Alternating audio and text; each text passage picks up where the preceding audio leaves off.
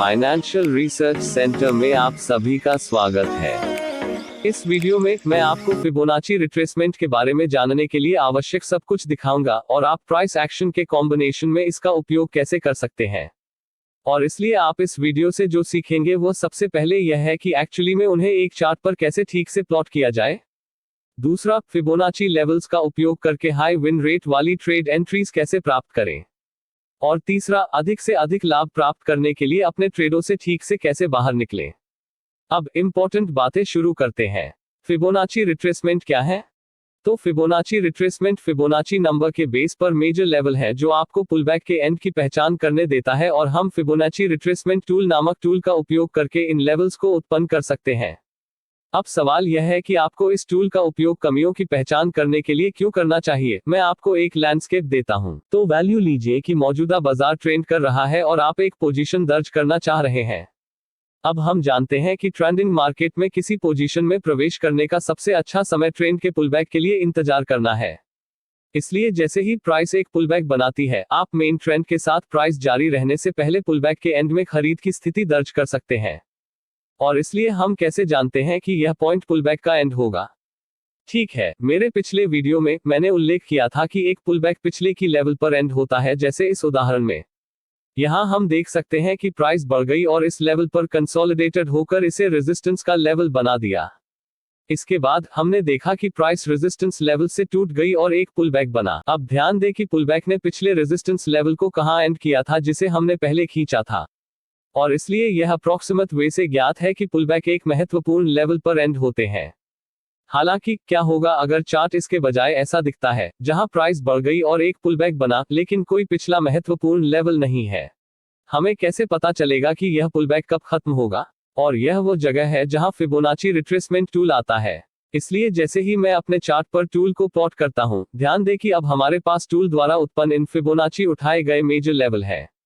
और जैसा कि आप देख सकते हैं, प्राइस एक लेवल से टकराती है और ऊपर की ओर बाउंस है। इसका एक और उदाहरण मार्च 2020 में S&P 500 मार्केट क्रैश होगा।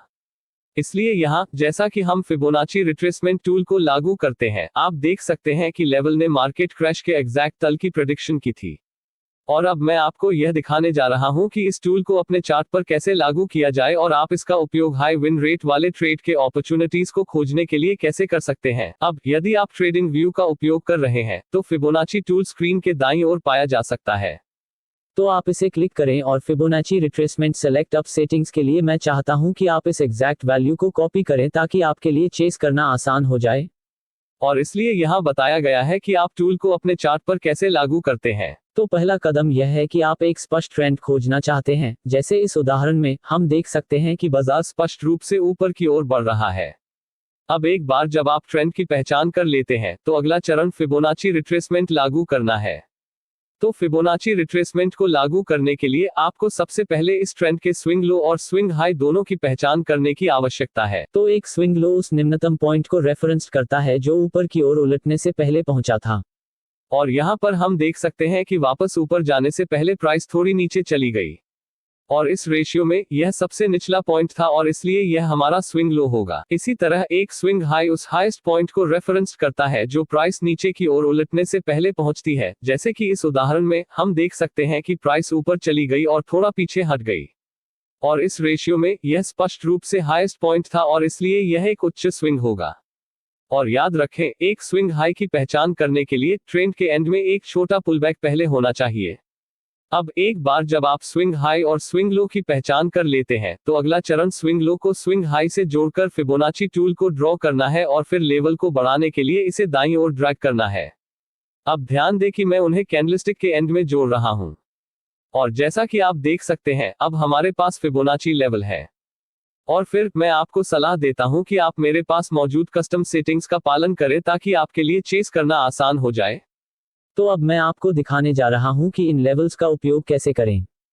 तो ऊपर से शुरू करके आपके पास अपना 0% लेवल है जो मूल रूप से आपका इनिशियल लेवल है और उस 0% लेवल से नीचे आपके फिबोनाची रिट्रेसमेंट लेवल है जो ऐसे लेवल हैं जहां प्राइस वापस पुल कर सकती है। अब सबसे आम लेवल जहां प्राइस वापस आ सकती है, ये तीन लेवल 38.2%, 50% और 61.8% है। इन तीनों लेवल्स को गोल्डन जोन कहा जाता है।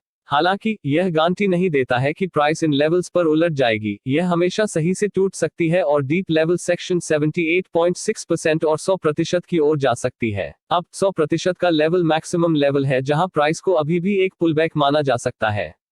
मुझे समझाने दो। इसलिए यदि प्राइस नीचे की ओर जाती है जो कि 100% के लेवल से ऊपर रहती है, यह इंडिकेट करता है कि यह नीचे की ओर की गति अभी भी एक पुलबैक के रूप में मानी जाती है, जिसका अर्थ है कि प्राइस अभी भी ऊपर की ओर जा सकती है। लेकिन अगर प्राइस नीचे की ओर जाती है लेकिन 100% के लेवल से नीचे टूट जाती है, तो यह इंडिकेट करता है कि इस नीचे की ओर की गति को अब केवल एक पुलबैक के रूप में नहीं माना जाता है, लेकिन इसके बजाय इसे पहले से ही डाउन ट्रेंड के रूप में क्लासिफाइड किया जा सकता है, जिसका अर्थ है कि प्राइस नीचे की ओर जारी रहने की अधिक संभावना है। और इसलिए यदि प्राइस 100% के लेवल से नीचे टूट जाती है तो आप अपना ट्रेड रद्द कर देते हैं और अन्य अपॉर्चुनिटीज की तलाश करते हैं। अब एक महत्वपूर्ण पॉइंट जिसे आपको याद रखने की आवश्यकता है वह यह है कि आपको इन लेवल्स को एब्सोल्युटली सपोर्ट और रेजिस्टेंस की तरह ट्रेड करने की आवश्यकता है, जिसका अर्थ है कि हम उन्हें क्षेत्रों के रूप में वैल्यूते हैं, न कि ठोस रेखाओं के रूप में। तो अब सवाल यह है कि हमें कैसे पता चलेगा कि पुलबैक किस लेवल पर खत्म होगा? ठीक है, सामान्य सपोर्ट और रेजिस्टेंस की तरह आप इंस्टेंट स्टेटस नहीं ले सकते क्योंकि प्राइस किसी एक लेवल को छूती है। आपको प्राइस एक्शन को देखकर कॉन्फर्मेशन की प्रतीक्षा करने की आवश्यकता है। मैं आपको एक उदाहरण दिखाता हूं। तो यहाँ हम देख सकते हैं कि प्राइस ने थोड़ा कंसोलिडेशन किया और फिर उस 38.2% के लेवल से नीचे टूट गया। अब यह हमें दिखाता है कि प्राइस स्पष्ट रूप से इस लेवल का रिस्पेक्ट नहीं कर रही है क्योंकि इसने कोई रिस्पॉन्स नहीं दिखाई है, जिसका अर्थ है कि प्राइस इस लेवल पर बाउंस की संभावना नहीं है। इसके बाद हम देख सकते हैं कि इसने बिना किसी रिस्पॉन्स के 50% के लेवल को भी तोड़ दिया। यह दर्शाता है कि प्राइस इस लेवल का रिस्पेक्ट नहीं करती है। प्राइस ने इस क्षेत्र में एक छोटी सी रिस्पॉन्स दिखाई क्योंकि यह कई बार इसे नीचे तोड़ने में विफल रही। लेकिन याद रखें, एक रिस्पॉन्स एक ट्रेड के बराबर नहीं होती है क्योंकि प्राइस हमेशा एक लेवल पर रिस्पॉन्स कर सकती है लेकिन फिर भी ठीक हो जाती है, और इसलिए आपको और कॉन्फर्मेशन की आवश्यकता है। इसके बाद हमने एक बुलिश एंगल्फिंग पैटर्न भी देखा जो तब होता है जब दूसरी कैंडल बॉडी पूरी तरह से पिछली कैंडल को कवर करती है। और इसलिए यह जो हमें दिखाता है वह यह है कि न केवल इस क्षेत्र में आपकी रिस्पॉन्स होती है जैसा कि इन कैंडलस्टिक्स को खारिज करते हुए दिखाया गया है, लेकिन हमारे पास ऊपर की ओर गति भी है जैसा कि इस तेजी से संलग्न पैटर्न द्वारा दिखाया गया है। फिर ऊपर की गति की कॉन्फर्मेशन करने के लिए हम देख सकते हैं कि उसके बाद की अगली कैंडलस्टिक्स कई हरी कैंडलस्टिक्स हैं जो 50% के लेवल पर रेजिस्टेंस को तोड़ती हैं। अब हमारे पास वर्थ वैल्यू में जो कुछ है उसका रिव्यू करें। सबसे पहले हमारे पास 61.8% के लेवल पर रिस्पॉन्स दिखाने वाली प्राइस है, जैसा कि कई कैंडलस्टिक्स द्वारा दिखाया गया है कि इसके नीचे टूटने में विफल रहा है। फिर हमारे पास एक तेजी से संलग्न पैटर्न है जो दर्शाता है कि इस लेवल पर कुछ प्रकार की ऊपर की गति है, और एंड में हमारे पास 50% के लेवल पर रेजिस्टेंस के ऊपर कई हरी कैंडलस्टिक्स है जो आगे की गति की कॉन्फर्मेशन करती हैं जो हमारे पास पहले से है। तो प्राइस एक्शन के आधार पर इस लेवल पर प्राइस में बाउंस आने की संभावना है और इसलिए यह एक लंबी स्थिति लेने का एक अच्छा अवसर है। अब यदि ट्रेड विफल हो जाता है तो आपको अपनी बाहर निकलने की स्ट्रैटेजी बनानी होगी। तो अपने स्टॉप लॉस के लिए आप इसे स्विंग लो पर रख सकते हैं, और आपके प्रॉफिट टारगेट के लिए मैं इसे 0% के लेवल पर सेट करना चाहता हूं। और जैसा कि आप देख सकते हैं, प्राइस हमारे प्रॉफिट टारगेट को इन्फ्लुएंस करती है और इसलिए यह एक सफल ट्रेड के रूप में गिना जाता है। अब आगे बढ़ते हुए आप मौजूदा सपोर्ट और रेजिस्टेंस लेवल्स को फिबोनाची लेवल्स के साथ जोड़कर कॉन्फ्लुएंस का एक क्षेत्र बना सकते हैं, जैसे इस उदाहरण में। तो यहां हम देख सकते हैं कि प्राइस बढ़ गई और थोड़ी सी गिरावट आई, और इसलिए आप इस पुलबैक के एंड की प्रेडिक्शन करने के लिए फिबोनाची उपकरण लागू कर सकते हैं।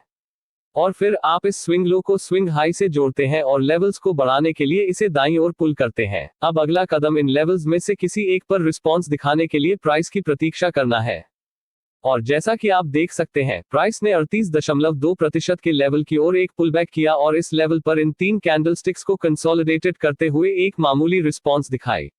लेकिन फिर एक रिस्पॉन्स ट्रेड के बराबर नहीं होती है क्योंकि प्राइस हमेशा एक लेवल पर रिस्पॉन्स कर सकती है लेकिन फिर भी सही से टूट जाती है, और इसलिए हमें ऊपर की ओर गति के संकेतों की भी आवश्यकता है। और उसके बाद हम देख सकते हैं कि प्राइस 30.2% से नीचे टूट गई और 50% पर एंड हुई। अब यदि आप बारीकी से देखें तो आप एक्चुअली में देख सकते हैं कि यह लेवल पिछले रेजिस्टेंस लेवल के साथ भी जुड़ा हुआ है क्योंकि एक पॉइंट पर प्राइस इस लेवल तक बढ़ जाती है और नीचे की ओर उलट जाती है, जिसका अर्थ है कि अब हमारे पास कॉन्फ्लुएंस का क्षेत्र है और आमतौर पर प्राइस अधिक होती है इस लेवल पर बाउंस की संभावना। और इसकी कॉन्फर्मेशन करने के लिए हम देख सकते हैं कि उसके बाद की अगली कैंडलस्टिक्स कई हरी कैंडलस्टिक्स हैं जो 38.2% के लेवल से ऊपर टूट रही हैं। तो चलिए संक्षेप में बताते हैं कि हमारे पास वर्थ वैल्यू में क्या है। सबसे पहले हमारे पास कॉन्फ्लुएंस के एक क्षेत्र की ओर वापस पुल करने की प्राइस है जो एक ही समय में एक फिबोनाची लेवल और रेजिस्टेंस लेवल है। और दूसरा, हम ऊपर की ओर गति के संकेत भी देख सकते हैं जो कई हरी कैंडलस्टिक्स द्वारा 30.2% के लेवल से ऊपर टूटने का संकेत देता है। तो इसके आधार पर हम यह निष्कर्ष निकाल सकते हैं कि इस लेवल पर प्राइस में बाउंस आने की संभावना है और इसलिए यह एक लंबी स्थिति लेने का एक अच्छा अवसर है। अब आइए एक उदाहरण देखें कि एक मंदी का फिबोनाची रिट्रेसमेंट कैसा दिखता है। तो फिर चूंकि यह मंदी है, पहला कदम एक डाउनट्रेंड ढूंढ रहा है और इस चार्ट में हम देख सकते हैं कि प्राइस नीचे की ओर जाती है। अब यहाँ वो जगह है जहाँ लोग भ्रमित होते हैं। यदि आप दाईं ओर देखते हैं तो आप एक्चुअली में देख सकते हैं कि प्राइस नीचे जाने से पहले ऊपर की ओर बढ़ी है और इसलिए सवाल यह है कि हम कैसे जानते हैं कि यह डाउनवर्ड मूवमेंट अपने आप में एक डाउन ट्रेंड है और इस अपर ट्रेंड के हिस्से के रूप में सिर्फ एक पुलबैक नहीं है। ठीक है, जिस तरह से हम जानते हैं कि 200 MA संकेतक का उपयोग करके दीर्घकालिक ट्रेंड की पहचान करना है और इस उदाहरण में हम देख सकते हैं कि प्राइस 200 MA से नीचे है, जिसका अर्थ है कि यह डाउनवर्ड मूवमेंट एक्चुअली में एक डाउन ट्रेंड है। अब एक बार जब आप डाउन ट्रेंड की पहचान कर लेते हैं तो अगला चरण फिबोनाची रिट्रेसमेंट टूल को लागू करना है और चूंकि यह मंदी है, आप उच्च स्विंग से शुरू करना चाहते हैं और इसे इस स्विंग लो से जोड़ना चाहते हैं और फिर से लेवल्स को बढ़ाने के लिए इसे दाईं ओर खींचें। अगला कदम तब तक इंतजार करना है जब तक कि प्राइस किसी एक लेवल पर रिस्पॉन्स न दिखाए। तो जैसा कि आप देख सकते हैं, जैसे जैसे प्राइस 38.2% के लेवल पर पहुंचती है, हमने देखा कि कई छोटी कैंडलस्टिक्स लेवल से ऊपर तोड़ने में विफल रही हैं। यह दर्शाता है कि प्राइस एक्चुअली में इस लेवल पर रिस्पॉन्स कर रही है। इसके बाद हम एक हरे रंग की कैंडल देख सकते हैं जो 38.2% के लेवल से टूट गई और उसके बाद एक बड़ी लाल कैंडल जो पिछली कैंडल को घेर लेती है। तो यह हमें दिखाता है कि एक पॉइंट पर खरीदार प्राइस को ऊपर की ओर धकेलते हैं, जैसा कि इस हरी कैंडल द्वारा दिखाया गया है जो 38.2% के लेवल से ऊपर टूट रहा है।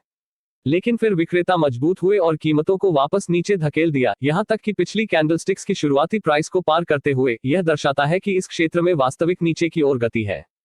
तो एक बार फिर आइए संक्षेप में बताते हैं कि हमारे पास वर्थ वैल्यू में क्या है। सबसे पहले हमारे पास एक फिबोनाची लेवल की ओर मूल्य वापस पुल कर रहा है। दूसरा, हमारे पास उस फिबोनाची लेवल पर रिस्पॉन्स करने वाली प्राइस है और तीसरा, हमने एक मंदी की चपेट में आने वाले पैटर्न को देखा जो दर्शाता है कि इस क्षेत्र को छूने पर किसी प्रकार की नीचे की गति है। तो इसके आधार पर इस लेवल पर प्राइस में बाउंस आने की संभावना है और इसलिए शॉर्ट पोजीशन लेने का यह एक अच्छा मौका है। और इसी तरह आप ट्रेड एंट्रीज खोजने के लिए फिबोनाची रिट्रेसमेंट का उपयोग करते हैं। अब संक्षेप में यहाँ वीडियो से 4 प्रमुख अंश दिए गए हैं। पहला यह है कि फिबोनाची लेवल एब्सोल्युटली सपोर्ट और रेजिस्टेंस की तरह ट्रेड करते हैं, इसलिए उन्हें क्षेत्रों के रूप में माने, न कि ठोस रेखाओं के रूप में। दूसरा, फिबोनाची रिट्रेसमेंट की साजिश रचने से पहले दीर्घकालिक ट्रेंड की पहचान करना सुनिश्चित करें और आप 200 MA का उपयोग करके ऐसा कर सकते हैं। तीसरा, हमेशा किसी पोजीशन और आगे में प्रवेश करने से पहले कॉन्फर्मेशन की प्रतीक्षा करें। कॉन्फ्लुएंस का क्षेत्र बनाने के लिए आप पिछले सपोर्ट और रेजिस्टेंस लेवल्स को फिबोनाची लेवल्स के साथ जोड़ सकते हैं। और इसलिए आज के लिए बस इतना ही। इस वीडियो को देखने के लिए बहुत बहुत धन्यवाद और मैं आपको अगले वीडियो में मिलूंगा।